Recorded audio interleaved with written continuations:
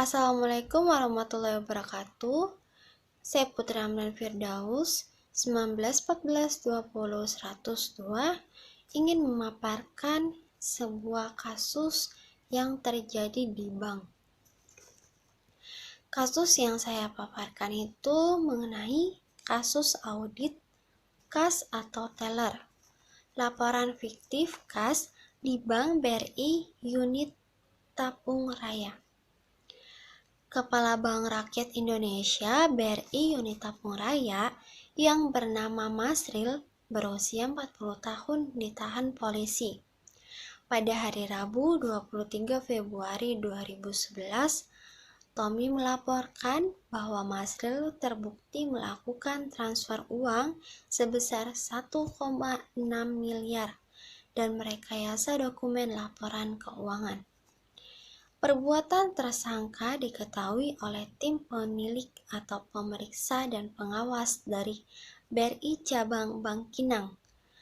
Tim ini menemukan kejanggalan dari hasil pemeriksaan antara jumlah saldo neraca dengan kas tidak seimbang. Setelah dilakukan pemeriksaan lebih lanjut dan cermat, diketahui adanya transaksi gantung, yaitu adanya pembukuan setoran kas sebesar 1,6 miliar yang berasal dari BRI Unit Pasir Pangarayan 2 ke BRI Unit Tapung pada tanggal 14 Februari 2011 yang dilakukan oleh Masril. Namun tidak disertai dengan pengiriman fisik uangnya. Kapolres Kampar AKB MZ Mutakin yang dikonfirmasi mengatakan bahwa Kepala BRI Tapung Raya ditetapkan sebagai tersangka dan ditahan di sel Mapolres Kampar karena mentransfer uang sebesar 1,6 miliar dan merekayasa laporan pembukuan. Kasus ini dilaporkan oleh Sudarman, Kepala BRI Cabang Bangkinang, dan Rustian Marta, pegawai BRI Cabang Bangkinang. Tetapi kata Pak Kapolres, Masril telah melakukan tindak pidana membuat atau menyebabkan adanya pencatatan palsu dalam pembukuan atau laporan maupun dalam dokumen laporan kegiatan usaha, laporan transaksi atau rekening bank dalam perbankan.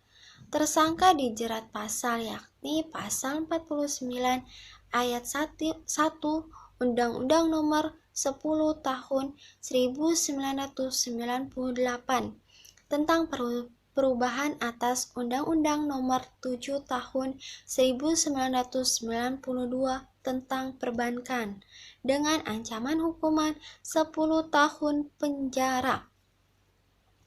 Polres Kampar telah melakukan penyitaan sejumlah barang bukti berupa dokumen BRI serta melakukan koordinasi dengan instansi terkait, memeriksa dan menahan tersangka, dan 6 orang saksi telah diperiksa dan meminta keterangan ahli.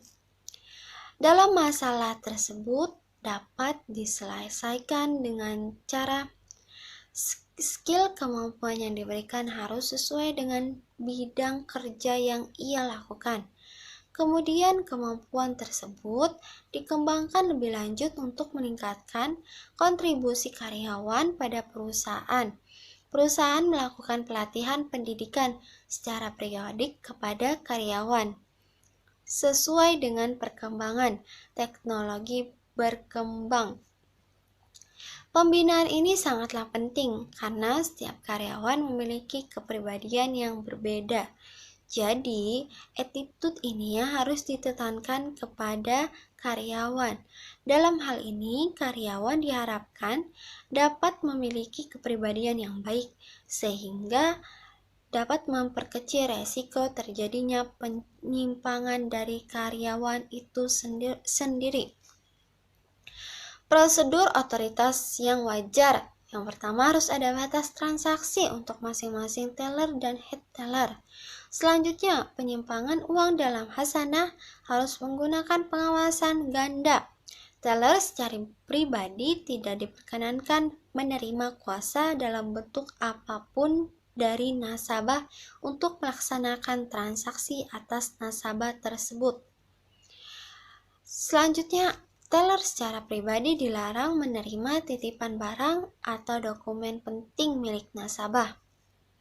Cukup sekian dari saya, kurang lebihnya mohon maaf. Wabillahi taufiq wal hidayah. Wassalamualaikum warahmatullahi wabarakatuh.